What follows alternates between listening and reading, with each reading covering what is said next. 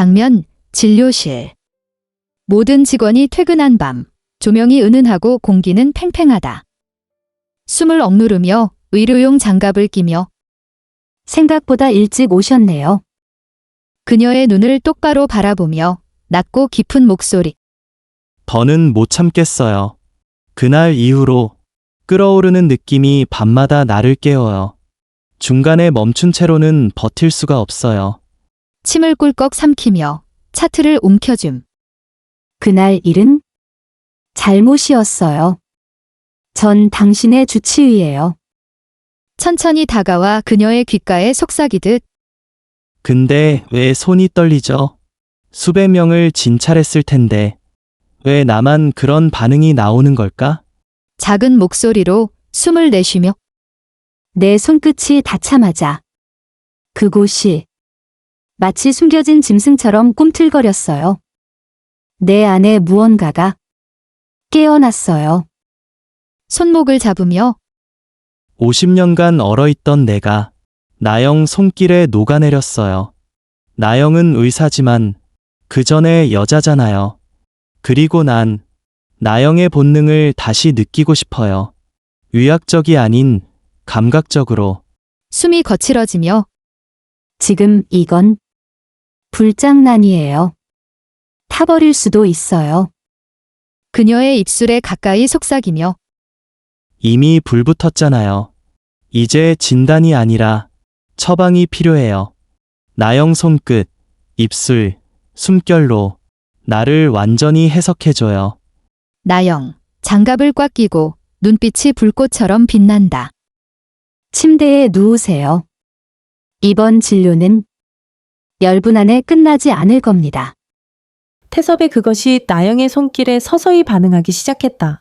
두 사람 모두 이 상황이 단순한 진료를 넘어서고 있다는 걸 알고 있었다. 공기는 점점 무거워지고 진료실 안에는 둘의 숨소리만이 조용히 울렸다. 태섭은 괴로운 듯한 표정으로 나영을 바라보았다.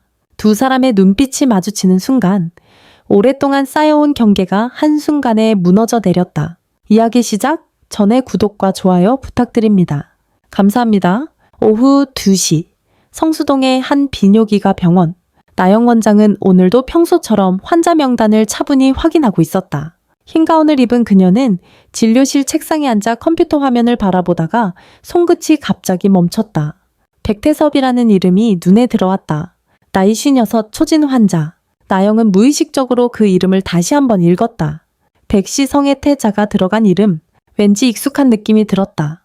설마 하고 고개를 젓고는 조용히 한숨을 내쉬었다. 이혼한 지 벌써 15년이나 지났는데도 전 남편과 관련된 이름에 여전히 민감하게 반응하는 자신이 답답했다. 단순한 동명인이겠지. 서울에 백시성을 가진 사람이 얼마나 많은데. 그 생각으로 자신을 다독이며 인터폰을 눌러 간호사를 불렀다. 다음 환자 준비됐나요? 네, 들어오시라고 하세요. 차분한 목소리로 대답했지만 마음 한편에는 알 수 없는 긴장감이 감돌았다. 진료실 문이 천천히 열리고 단정한 정장을 입은 중년 남성이 들어왔다. 키는 평균보다 조금 크고 검은 머리카락은 깔끔하게 정리되어 있었다. 얼굴엔 세월의 흔적이 묻어 있었지만 어딘가 듬직하고 신뢰감 있는 인상이었다. 안녕하세요. 백태섭입니다. 그가 조용히 인사를 건네며 의자에 앉았다. 낮고 차분한 목소리, 과묵한 성격이 느껴졌다. 나영은 순간 심장이 쿵 내려앉는 느낌을 받았다. 바로 그 순간 확신이 들었다. 이 사람은 전 남편 도진의 형이었다. 결혼식 때 한 번 본 기억이 있었다. 외국 현장 일로 바빠 식장에 잠깐 들렀던 그는 그날 이후 한 번도 다시 만난 적이 없었다. 어떤 증상으로 오셨나요? 나영은 의식적으로 평정을 유지하며 진료에 집중하려 했다. 의사로서의 직업 정신이 개인 감정보다 우선이라고 믿었기 때문이다. 소변을 자주 보게 되고요. 요즘 들어 성욕이 확 줄어든 느낌이에요. 태섭은 아무렇지도 않게 자신의 증상을 설명했다.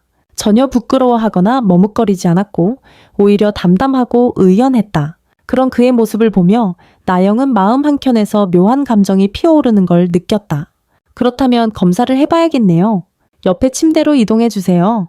진료가 시작되었다. 태섭은 조용히 침대에 누웠고 나영은 전문적인 자세로 검진 준비를 했다. 하지만 그가 바지를 내리는 순간 나영의 눈이 크게 열렸다. 전 남편 도진과는 전혀 다른 모습이었다. 크기부터가 차원이 달랐다. 당황스러움을 애써 감췄지만 얼굴이 달아오르는 걸 막을 수 없었다. 수많은 환자를 진료해온 의사였지만 이런 느낌은 처음이었다. 정신 차려, 정나영. 넌 의사야? 속으로 다짐했지만 여자로서 억눌려온 감정이 서서히 일어나기 시작했다. 15년 동안 혼자 살아오면서 눌러두었던 감정들이 갑자기 살아나는 듯했다. 검진이 끝난 후 태섭이 옷을 정리하는 동안 나영은 차분하게 결과를 설명했다. 전립선 수치가 조금 높고 호르몬 수치도 갱년기 증상으로 보입니다. 다행히 큰 문제는 아니에요. 약물 치료와 정기 검진으로 충분할 것 같아요. 감사합니다, 선생님. 태섭은 고개를 숙여 인사하며 진료실을 나섰다. 그가 떠난 뒤에도 나영의 마음은 쉽게 진정되지 않았다. 오랫동안 눌러왔던 기억들이 하나둘씩 되살아나기 시작했다. 그 순간 둘은 눈이 마주쳤다. 나영이 조용히 입을 열었다. 태섭 씨. 태섭은 고개를 들어 그녀의 눈을 바라보았다. 그리고 그 짧은 시선만으로 모든 것이 무너졌다. 나영은 더는 참지 못하고 자신도 모르게 그의 입술에 입을 맞췄다. 처음으로 나누는 입맞춤이었다. 태섭은 처음엔 놀란 듯했지만 곧 조심스럽게 그녀의 입술을 받아들이며 천천히 숨을 섞었다. 몇 초간의 짧은 순간이었지만 둘에게는 시간이 멈춘 듯한 깊은 울림이었다. 입술이 떨어지자 나영이 먼저 고개를 숙였다. 죄송해요. 제가 실수를 했어요. 목소리에는 당황과 미안함이 섞여 있었다. 의사로서 절대 해서는 안 될 행동이었다는 죄책감이 몰려왔다. 그러나 태섭은 고개를 저으며 차분히 대답했다. 괜찮아요? 저도 싫지 않았습니다. 옷을 정리하며 일어서는 그의 얼굴에는 당혹감보다도 묘한 안도감이 서려 있었다. 다음에 또 뵙겠습니다. 약 처방해 드릴게요. 태섭은 더 이상 아무 말 없이 진료실을 나갔고 나영은 혼자 남은 공간에서 깊은 숨을 내쉬었다. 자신이 무슨 일을 저질렀는지 이제 어떻게 해야 할지 머릿속이 복잡하게 얽혀왔다. 그날 밤 그녀는 성수동의 고급 아파트 침대에 누워도 좀처럼 잠을 이루지 못했다. 그 짧은 순간 태섭과의 그 입맞춤이 머릿속에서 반복되어 떠올랐기 때문이다. 15년 동안 홀로 살아오며 굳게 닫아두었던 여자로서의 감정이 다시 살아나고 있었다. 한편 태섭 역시 종로에 있는 자신의 작은 원룸에서 밤새 뒤척였다. 오랜 시간 누구와도 나누지 못했던 떨림이 다시금 온몸을 감싸고 있었기 때문이었다. 나영의 부드러운 손끝, 따뜻한 입술의 감촉이 자꾸만 떠올랐다. 다음날 아침 두 사람은 각자의 일상으로 돌아갔지만 마음 한편에는 어제의 그 순간이 선명하게 새겨져 있었다. 이것이 단순한 실수였는지 아니면 새로운 감정의 시작이었는지 아직은 알 수 없었다. 그로부터 사흘 뒤 나영은 진료 예약 알림 메시지를 받고 화면을 한참 동안 바라보았다. 보낸 사람은 백태섭이었다. 그녀는 잠시 고민했지만 결국 예약을 수락했고 그를 진료 마감 시간으로 배정했다. 퇴근 시간이 되어 간호사들을 모두 돌려보내고 나영은 진료실에 혼자 남았다. 이번에는 정말 의사로서만 그를 대해야 한다고 다짐했지만 마음 한편에선 어쩔 수 없는 설렘이 피어오르고 있었다. 진료실은 조용했고 시계는 6시 정각을 가리켰다. 문이 조용히 열리고 태섭이 들어섰다. 그는 어색한 기색 없이 자연스럽게 나영에게 인사를 건넸다. 안녕하세요, 나영씨. 앉으세요. 요즘은 좀 어떠세요? 나영은 평소보다 조금 더 낮고 부드러운 목소리로 물었다. 병원에 단둘이 있다는 사실만으로도 묘한 긴장감이 감돌았다. 지난번 그 이후로 오히려 몸 상태가 좋아진 것 같아서요? 그냥 확인차 왔습니다. 태섭의 말에 나영의 볼이 살짝 붉어졌다. 직접적인 언급은 없었지만 두 사람은 그날 있었던 일을 뚜렷이 기억하고 있었다. 그날은 정말 죄송했어요. 제가 선을 넘은 것 같아서요. 나영은 진심으로 사과했다. 그 행동이 의사로서 얼마나 부적절했는지 누구보다 잘 알고 있었기 때문이다. 그러나 태섭은 고개를 저으며 말했다. 괜찮아요. 사실 저도 싫지 않았어요. 그의 솔직한 말에 나영의 심장은 더 빨리 뛰기 시작했다. 진료실의 공기가 다시 무거워졌다. 그럼 상태 확인해 볼게요. 나영은 의료용 장갑을 끼며 말했다. 태섭은 이번엔 눈을 피하지 않고 그녀를 똑바로 바라보며 천천히 바지를 내렸다. 나영은 전문적인 척하며 손을 뻗었다. 하지만 그의 그것에 손끝이 닿는 순간 두 사람의 천이 서로에게 전해졌다. 나영의 손길은 무의식적으로 더 부드러워졌다. 나영씨, 태섭의 목소리가 낮고 거칠어졌다. 그녀의 손길에 그의 반응이 더 확실해지고 있었다. 이제는 단순한 검진이 아니라는 걸 두 사람 모두 알고 있었다. 나영은 자신도 모르게 손을 더 깊이 뻗어 반응을 지켜보았다. 태섭은 힘겨운 듯 숨을 내쉬며 어렵게 입을 열었다. 이번엔 제가 참을 수 없을 것 같아요. 그의 말과 함께 나영의 손을 조심스럽게 잡아당겼다. 나영은 저항하지 않았다. 오히려 그의 품에 안겼다. 그리고 두 번째 입맞춤이 이어졌다. 이번엔 첫 번째보다 훨씬 깊고 간절했다. 오랜 시간 억눌러온 감정이 마침내 폭발하듯 쏟아져 나왔다. 태섭은 나영의 입술을 세게 빨아들이듯 깊이 입맞췄고 그의 손은 나영의 등을 따라 천천히 내려갔다. 나영은 조용히 신음을 내뱉었다. 조명이 비추는 진료실 안. 이제 두 사람은 더 이상 의사와 환자가 아니었다. 그저 외롭고 뜨거운 두 남녀였다. 괜찮아요? 태섭이 나영의 귀에 속삭였다. 나영은 대답 대신 고개를 끄덕였다. 진료 대비에서 둘은 조심스럽지만 간절하게 서로를 탐색해 나갔다. 그녀의 부드러운 손끝과 그의 거친 숨소리가 고요한 진료실을 가득 채웠다. 아, 나영은 조그만 소리를 내며 그를 받아들였다. 15년 동안 잠들어 있었던 여자로서의 감각이 단숨에 되살아났다. 태섭의 크기는 전 남편과는 비교조차 되지 않았고 그녀는 그 압도적인 존재감에 몸을 떨었다. 두 사람은 마치 숨을 쉬듯 자연스럽고도 격렬하게 하나가 되었고 그 순간 진료실의 시간은 멈춘 듯 했다. 세상엔 오직 그들 둘만 존재하는 것 같았다. 진료실의 숨결은 서서히 가라앉았지만 두 사람의 심장은 여전히 빠르게 뛰고 있었다. 나영은 태섭의 가슴에 조용히 기대었고 태섭은 그녀의 머리카락을 부드럽게 쓰다듬었다. 이제 어떻게 해야 할까요? 나영이 작게 물었다. 태섭은 한참을 생각한 뒤 천천히 대답했다. 천천히 생각해봐요. 급할 건 없잖아요. 그날 밤 두 사람은 각자의 집으로 돌아갔지만 마음은 이미 서로에게 있었다. 이 감정이 단순한 욕망인지 아니면 사랑의 시작인지 그들은 아직 확신할 수 없었지만 단 하나 분명한 건 이 감정을 거부하고 싶지 않다는 사실이었다. 이후 태섭은 정기검진이라는 명목으로 일주일에 한두 번씩 병원을 찾기 시작했다. 나영도 자연스럽게 그의 예약을 받아주었다. 항상 진료 마감 시간, 병원엔 둘만이 남는 시간이었다. 오늘은 좀 어떠세요? 나영이 진료실 문을 열며 물었다. 이젠 진료라기보단 서로를 확인하는 시간이 되어 있었다. 딱히 이상은 없지만 선생님께 확인받고 싶어서요. 태섭은 장난기 어린 미소를 지으며 대답했다. 이제 둘 사이에는 말하지 않아도 통하는 공기가 흐르고 있었다. 진료는 그저 형식일 뿐 중요한 건 진료 이후의 시간이었다. 그들은 자연스럽게 서로에게 다가갔고 진료대 위에서 다시금 뜨겁게 하나가 되었다. 나영에겐 오랜 세월 묻어둔 여자로서의 감정이 되살아나는 귀한 시간이었다. 태섭에게는 한평생 혼자 살아오며 느끼지 못했던 따뜻함과 위로가 되었다. 한 달쯤 지나자 태섭은 대기실에서 기다릴 때마다 나영에게 커피를 사다 주기 시작했다. 간호사들이 모두 퇴근한 뒤라 보는 사람은 없었지만 그 작은 배려는 나영의 마음을 따뜻하게 만들었다. 매번 이러실 필요 없어요. 커피를 받으며 말했지만 그녀의 표정엔 기쁨이 고스란히 담겨 있었다. 제가 하고 싶어서 하는 거예요. 태섭의 말은 단순했지만 진심이 느껴졌다. 뭔가 작더라도 그녀를 위해 해주고 싶다는 마음. 두 달이 지나자 나영은 조심스레 제안했다. 이젠 병원엔 안 오셔도 될 것 같아요. 진료할 것도 없고요. 앞으로는 집으로 오세요. 그날 저녁 태섭은 처음으로 성수동 고급 아파트를 방문했다.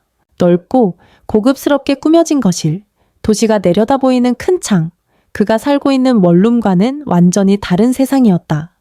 와, 멋진 집이네요. 태섭이 감탄하며 말했다. 나영은 부끄러움 보인 듯 웃었다. 혼자 살기엔 너무 넓죠. 그래서 더 외로운가 봐요.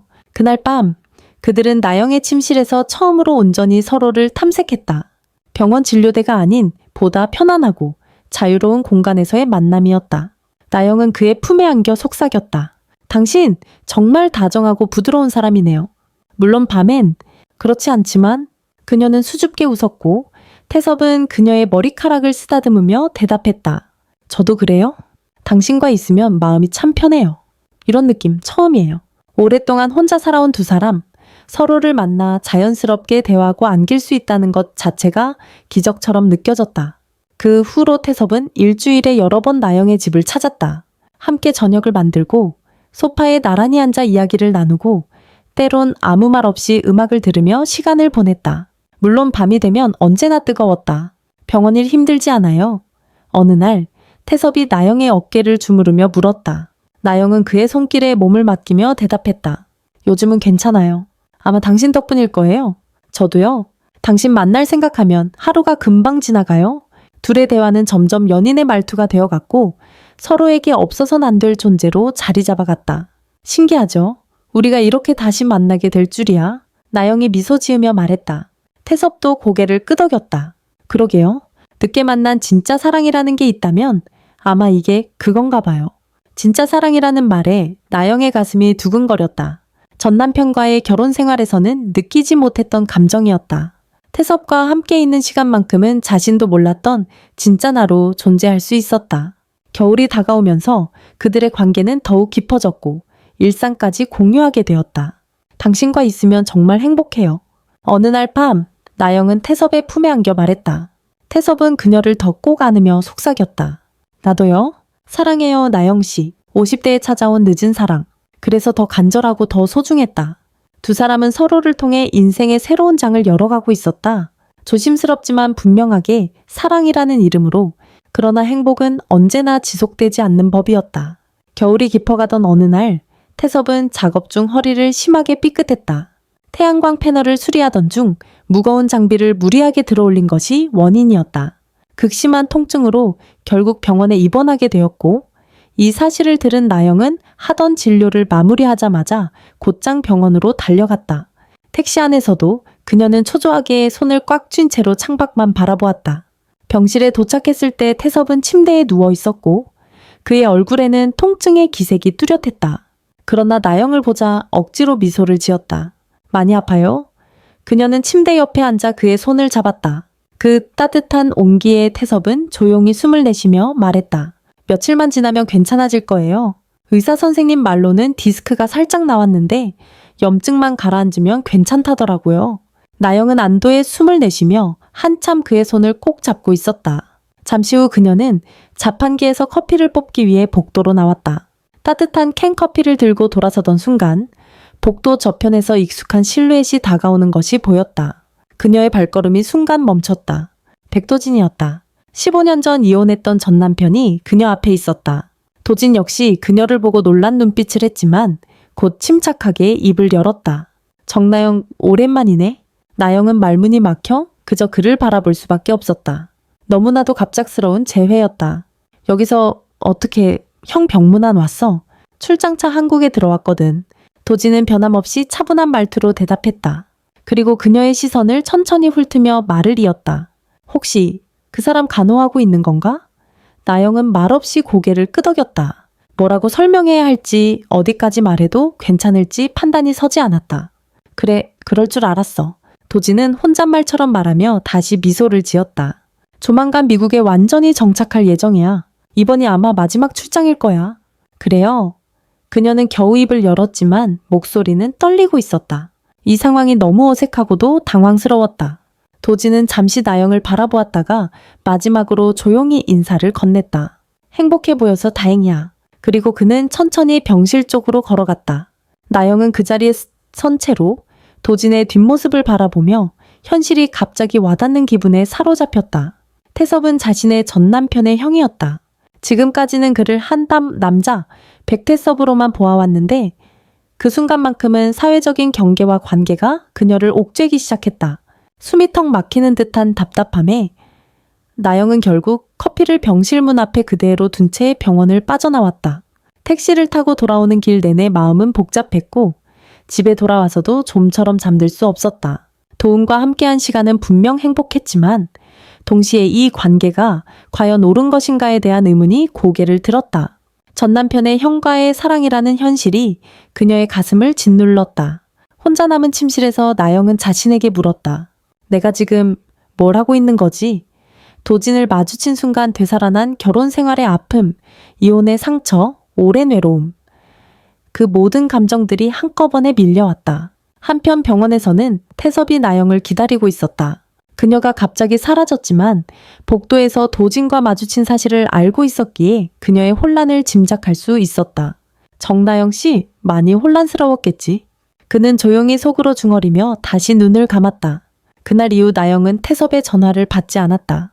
병원에서 퇴원한 태섭은 몇 번이고 연락을 시도했지만 그녀는 모든 연락을 차단했다. 진료 예약도 간호사를 통해 취소되었고 병원 문을 다시 두드릴 용기는 나지 않았다. 그저 시간이 필요하겠다는 생각으로 태섭은 조용히 기다리기로 했다. 그렇게 한 달이 흘렀을 무렵 나영은 예상치 못한 연락을 받았다.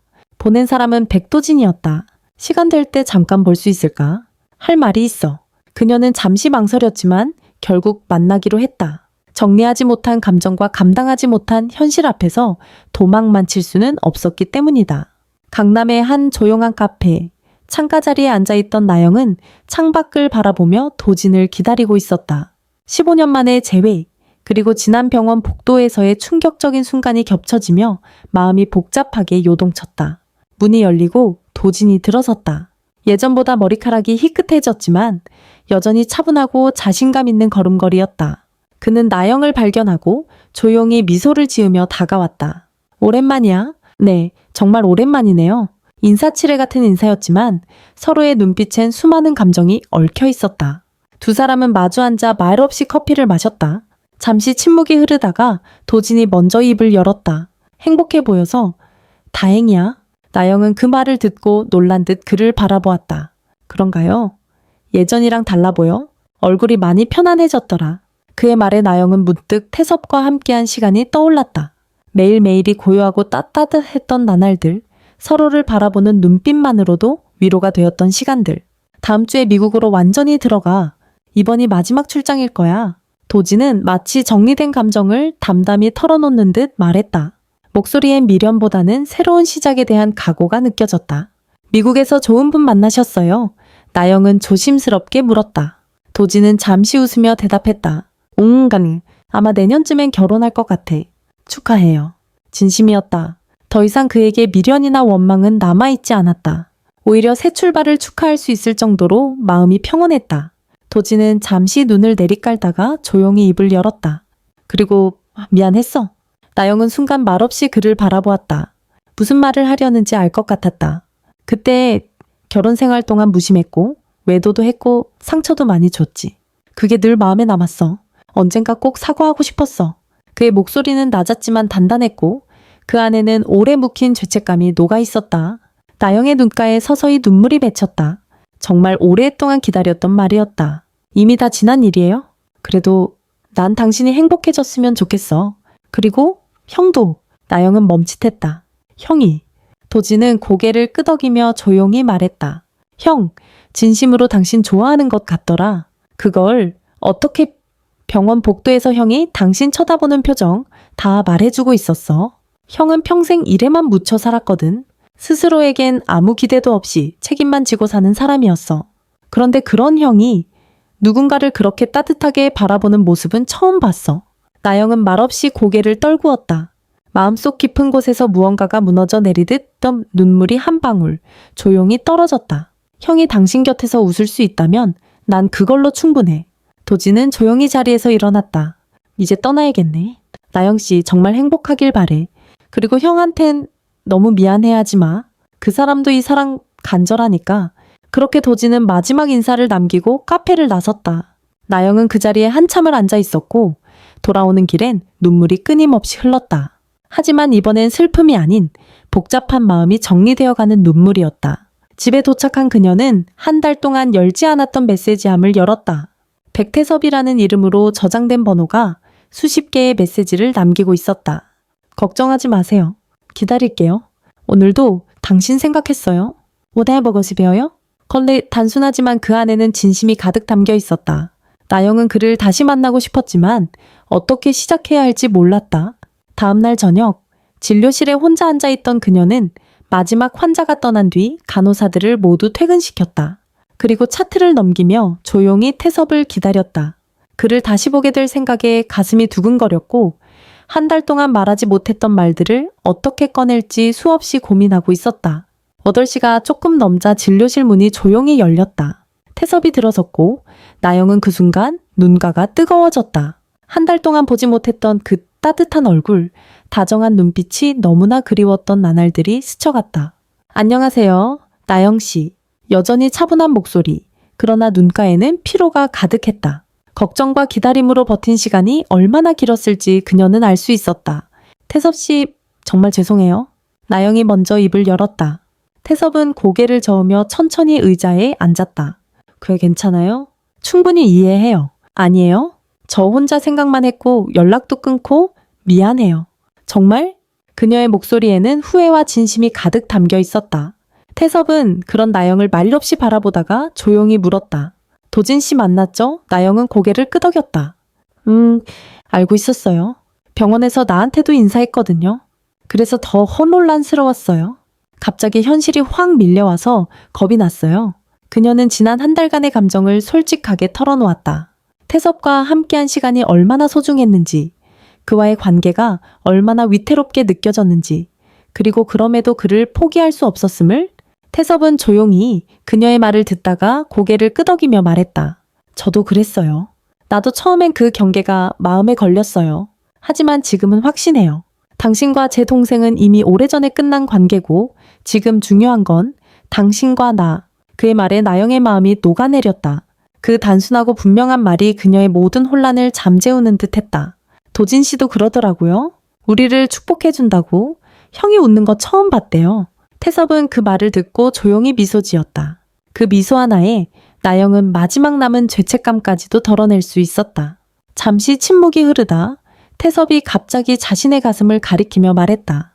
여기가 고장난 것 같아요. 뭐가요? 여기요. 정나영 씨 없이는 제대로 작동이 안 돼요. 그 말에 나영의 눈가에 다시 눈물이 고였다.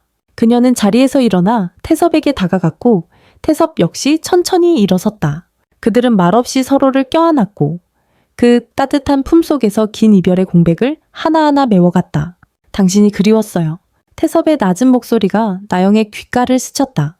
나영은 대답 대신 더 강하게 그를 껴안았다. 저도요. 정말 많이요. 그녀의 목소리는 떨렸고 한 달 동안 억눌렀던 감정이 그 짧은 말 한마디에 모두 터져나왔다. 태섭은 나영의 얼굴을 조심스럽게 들어 올리고 입술을 맞췄다. 오랜만에 나누는 입맞춤이었지만 그 따뜻함은 변함없었다. 이제 정말 괜찮은 거죠? 태섭이 숨을 고르며 물었다. 나영은 단호하게 고개를 끄덕였다. 네, 확실해요. 이제는 당신 없이는 안 돼요. 그들의 입술은 다시 포개졌고 이번엔 한 달간의 그리움과 외로움을 담아 더 깊고 간절했다. 진료실은 조용했고 세상은 마치 멈춘 듯했다. 그날 밤 두 사람은 나영의 집에서 다시 서로를 마주했다. 조심스럽지만도 뜨겁고 애틋하게 그간 나누지 못한 온기를 채워갔다. 서로의 천을 확인하며 다시는 떨어지지 않겠다고 다짐했다. 이제 우리 어떻게 해야 할까? 늦은 밤 침대에 나란히 누운 나영이 조심스럽게 물었다. 태섭은 그녀를 가만히 안으며 말했다. 천천히 가요. 이제는 시간이 많잖아요. 그녀는 그 말에 미소 지었다. 그 말 한마디가 모든 불안을 지워주는 마법 같았다. 다음 날부터 두 사람의 일상은 다시 이어졌다. 하지만 이전과는 달랐다. 이제는 서로의 마음을 확인한 더 단단한 연인으로서의 시작이었다. 태섭은 나영의 집에서 보내는 시간이 더 많아졌고 함께 저녁을 준비하거나 창가에 앉아 도심의 야경을 보며 차를 마시곤 했다. 나영은 태섭이 자신을 위해 커피를 사다 줄 때보다 조용히 쓰레기를 버리고 돌아오는 그의 등을 바라볼 때 더 따뜻함을 느꼈다. 그 사랑은 크고 화려한 제스처보다 익숙하고 조용한 배려 속에서 피어났다. 병원도 점점 익숙해졌다. 태섭은 퇴원 후에도 종종 나영의 병원 일을 도우며 정리나 유지보수 같은 일을 자청했다. 간호사들도 처음엔 의아해했지만 시간이 지나며 둘의 관계를 눈치채고는 조용히 배려해주기 시작했다. 이젠 정말 병원 대신 우리 집으로 오세요. 나영은 어느 날 미소 지으며 말했고 태섭은 장난스레 내가 살림살이 들고 이사 오는 거야 라고 농담했지만 그 눈빛엔 누구보다 진심이 담겨 있었다. 봄이 가까워지던 어느 주말 태섭은 작은 선물을 준비했다. 포장도 없는 평범한 반지 한 쌍이었다. 결혼 이런 거 말고 그냥 우리 둘만의 약속으로 생각해요. 그는 나영의 손을 잡고 반지를 끼워주며 조용히 말했다. 나영은 말없이 고개를 끄덕였고 눈갰 눈물이 고였다. 50대 중반에 찾아온 이 사랑은 소란스럽지 않았지만 그 어떤 젊은 열정보다도 깊고 단단했다. 그날 밤 나영은 침대에 누운 채 속삭였다. 당신 덕분에 나 다시 사람이 된 것 같아요. 아니, 여자로 살아있는 기분이 들어요. 태섭은 그녀의 이매에 입을 맞추며 대답했다. 나도 당신 없인 다시 예전으로 돌아갈 수 없을 것 같아. 그렇게 계절은 바뀌었고 두 사람은 함께 봄을 맞이했다. 벚꽃이 흩날리는 날, 그들은 성수동 작은 공원 벤치에 나란히 앉아 있었다.